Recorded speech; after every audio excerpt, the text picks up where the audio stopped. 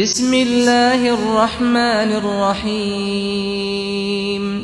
تمام دیکھنے اور سننے والوں کو السلام علیکم ورحمۃ اللہ وبرکاتہ۔ ایک دفعہ کا ذکر ہے، ایک دور دراز صحرا میں ایک پرانا گاؤں تھا۔ گاؤں کے بازار میں ایک درزی کی بھی دکان تھی۔ درزی کا ایک اکلوتا بیٹا الدین تھا، جو ہر وقت بازار میں اپنے بندر کے ساتھ کھیلتا رہتا تھا۔ سب کچھ بہت ہنسی خوشی گزر رہا تھا کہ جب الدین 16 سال کا ہوا تو اس کے والد کا انتقال ہو گیا۔ پھر گھر کی ساری ذمہ داری الدین پر آ گئی اور الدین نے اپنے باپ کی درزی کی دکان سنبھال لی۔ پھر ایک روز الدین کی دکان پر ایک اجنبی شخص آیا۔ اس اجنبی شخص نے آتے ہی الدین سے اس کے باپ کے انتقال کا افسوس کیا تو الدین نے کہا، معاف کیجیے گا، میں نے آپ کو پہچانا نہیں۔ اس پر اجنبی شخص نے اسے بتایا کہ وہ اس کا چچا ہے جو کام کی غرض سے باہر گیا تھا۔ الدین فوری سے بولا، میں نے آپ کا ذکر والد سے سنا تھا۔ پھر چچا نے الدین کو بتایا کہ میں تمہیں خزانے کا پتہ بتانے آیا ہوں۔ الدین حیرانگی سے بولا، خزانہ؟ چچا نے کہا، ہاں خزانہ، لیکن اس کے لیے تمہیں میرے ساتھ چلنا ہوگا۔ الدین جلد ہی راضی ہو گیا اور وہ دونوں اونٹ پر بیٹھ کر صحرا میں چل پڑے۔ چلتے چلتے وہ پہاڑوں میں پہنچ گئے۔ پھر چچا نے الدین سے کہا، جاؤ کچھ لکڑیاں لے کر آؤ۔ الدین لکڑیاں لایا، اس سے آگ جلائی اور پھر چچا نے اس پر کچھ جادو کیا۔ اچانک زمین لرزنے لگی اور زمین پھٹی اور اس میں سے ایک سفید پتھر باہر آ گیا جس پر انگوٹھی رکھی تھی۔ الدین یہ سب دیکھ کر گھبرا گیا اور کہنے لگا، چچا یہ سب کیا ہے؟ مجھے بہت ڈر لگ رہا ہے۔ چچا نے کہا، گھبراؤ نہیں، اس پتھر کے نیچے خزانہ چھپا ہے، وہ تمہیں تب ملے گا جب تم وہ سب کرو گے جو میں کہوں گا۔ پھر چچا نے کہا، اگر تم خزانہ چاہتے ہو تو پہلے یہ انگوٹھی پہن لو۔ الدین نے جیسے ہی انگوٹھی پہنی، وہ سفید پتھر زمین سے سرکا تو زمین کے اندر راستہ بن گیا۔ اس کے چچا نے بتایا، جیسے ہی تم زمین میں لگی اس سیڑھیوں سے نیچے جاؤ گے تو تمہیں ایک باغ نظر آئے گا۔ تم بغیر کسی چیز کو چھوئے آگے چلتے رہنا جب تک تم ایک چراغ کے پاس نہ پہنچ جاؤ۔ جیسے ہی تم اس چراغ کے پاس پہنچو، اس میں موجود تیل نکال دینا اور چراغ میرے پاس لے آنا۔ جیسے ہی الدین سیڑھیوں سے نیچے اترا تو اس کو ایک بہت ہی خوبصورت پھلوں کا باغ نظر آیا۔ وہ اتنے خوبصورت پھل دیکھ کر نہ رہ سکا اور چچا کے منع کرنے کے باوجود پھل توڑنے لگا۔ اس نے ایک سیب توڑا اور توڑتے ہی سیب ایک ہیرے میں تبدیل ہو گیا۔ پھر الدین نے ایک انگور کا گچھا توڑا تو وہ موتیوں میں تبدیل ہو گیا۔ الدین یہ سب دیکھ کر بہت خوش ہوا۔ اس نے ایک تھیلے میں تمام جواہرات بھر لیے۔ پھر الدین نے چراغ تلاشا، اس میں سے تیل نکالا اور واپسی کی طرف چل پڑا۔ جب سیڑھیوں سے الدین واپسی چڑھنے لگا تو وزن زیادہ ہونے کی وجہ سے سیڑھیاں نہیں چڑھ پا رہا تھا۔ اس نے چچا کو مدد کے لیے پکارا۔ جب چچا نے اوپر سے الدین کو جواہرات سے بھرے تھیلے کے ساتھ دیکھا تو غصے سے آگ بگولا ہو گیا۔ کہنے لگا، مورخ، میں نے تمہیں منع بھی کیا تھا کہ باغ سے کوئی پھل نہ توڑنا، لیکن تم نے توڑے۔ چراغ لاؤ، مجھے دے دو۔ الدین کو چچا کے بدلے ہوئے رویے پر بڑا تعجب ہوا اور چراغ پکڑانے سے انکار کر دیا۔ پھر جادوگر چاچا کو غصہ آیا، اس نے جادوگر کے زمین کا راستہ بند کر دیا۔ الدین مایوسی کے عالم میں وہیں بیٹھ گیا اور سوچنے لگا، مجھے اتنی جلدی اس شخص پر اعتبار نہیں کرنا چاہیے تھا۔ پھر الدین کافی دن تک روتا رہا لیکن کوئی اس کی مدد کو نہ آیا۔ پھر الدین نے اپنی خواہش کا اظہار کرتے ہوئے کہا، کاش کوئی مجھے میرے گھر لے جاتا۔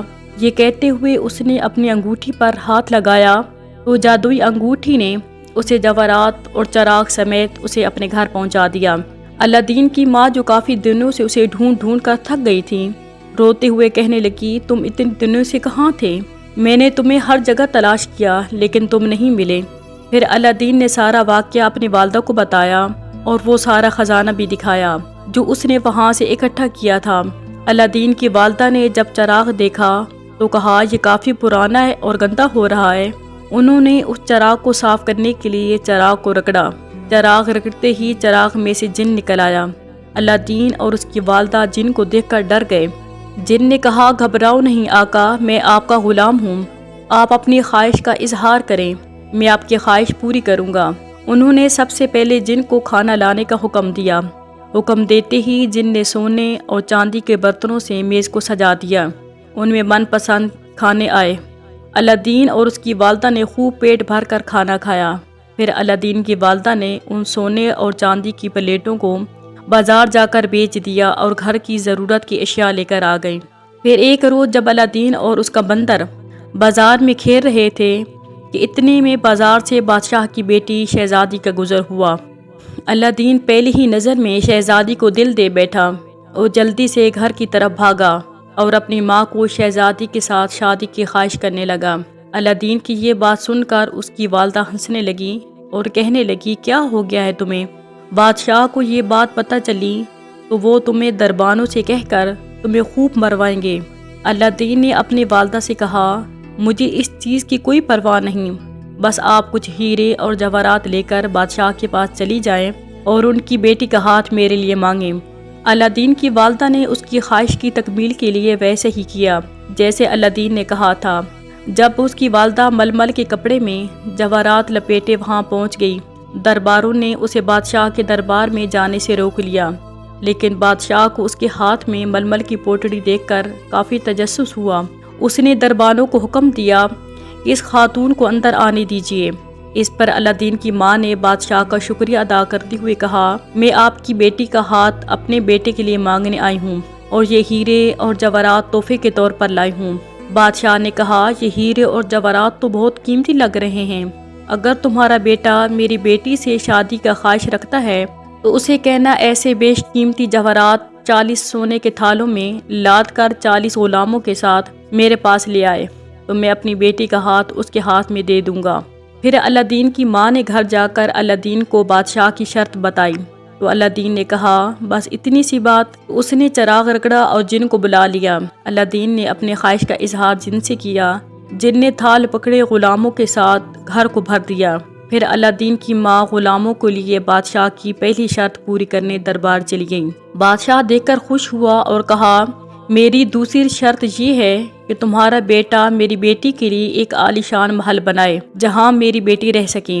الادین کی ماں نے بادشاہ کی دوسری شرط کا الادین کو بتایا۔ الادین نے جن کو حکم دیا تو اس نے راتوں رات بادشاہ کے محل کے سامنے ایک بڑا سا محل تعمیر کرا دیا اور ایک سرخ رنگ کا قالین محل سے بادشاہ کے محل تک بچھا دیا۔ الادین نے کہا، بہت خوب، اب بس جن تم مجھے ایک شاہی لباس اور ایک گھوڑا دے دو۔ جن نے ویسے ہی کیا۔ الادین گھوڑے پر سوار ہو کر بادشاہ کے محل میں پہنچ گیا۔ بادشاہ الادین کو دیکھ کر خوش ہوا اور کہا، میں تمہیں اپنی بیٹی کا ہاتھ دینے کے لیے تیار ہوں، جاؤ جا کر شادی کی تیاریاں کرو۔ الادین اور شہزادی کی شادی ہوتے ہی الادین اپنی سلطنت اور ارد گرد کی دوسری سلطنتوں میں بھی مشہور ہو گیا۔ مشہور ہونے کی خبر جادوگر کو ملی تو وہ بھی الادین کو دیکھنے چلا آیا اور دیکھتے ہی بولا، یہ لڑکا باہر کیسے نکلا؟ اور ضرور اس نے یہ سب حاصل کرنے کے لیے میرا چراغ استعمال کیا ہوگا۔ جادوگر نے فوری ترکیب لڑائی اور اگلے ہی روز چراغ بیچنے والے کا بھیس بدل کر الادین کی سلطنت پہنچ گیا۔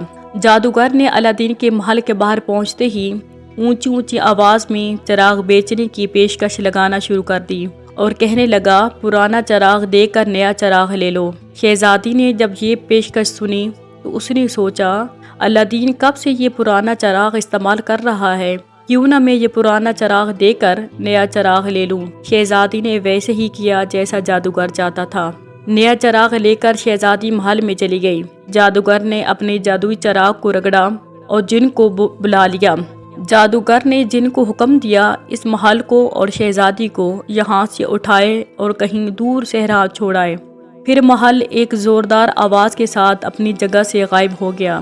بادشاہ یہ سارا معاملہ دیکھ رہا تھا۔ اس نے فوری اپنے وزیر کو حکم دیا کہ الادین کو بلایا جائے۔ جب الادین محل میں آیا، بادشاہ نے الادین کو حکم دیا کہ جاؤ 4 دن کے اندر میری بیٹی کو ڈھونڈ کر لاؤ، ورنہ تمہارا سر قلم کر دیا جائے گا۔ الادین نے لرزتی ہوئی آواز سے کہا، میں شہزادی کو ڈھونڈ لاؤں گا۔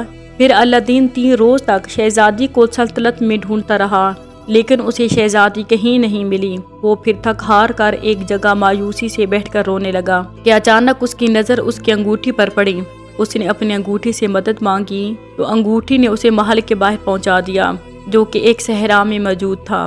الادین چپکے سے محل میں داخل ہوا اور شہزادی سے ملا۔ شہزادی نے اسے سارا واقعہ بتایا۔ الادین نے ایک ترکیب سوچی اور شہزادی کو ایک بوتل دی اور کہا جب جادوگر آئے آپ اسے شربت میں یہ پلا دینا، اس سے ہمیں چراغ اور محل دونوں واپس مل جائیں گے۔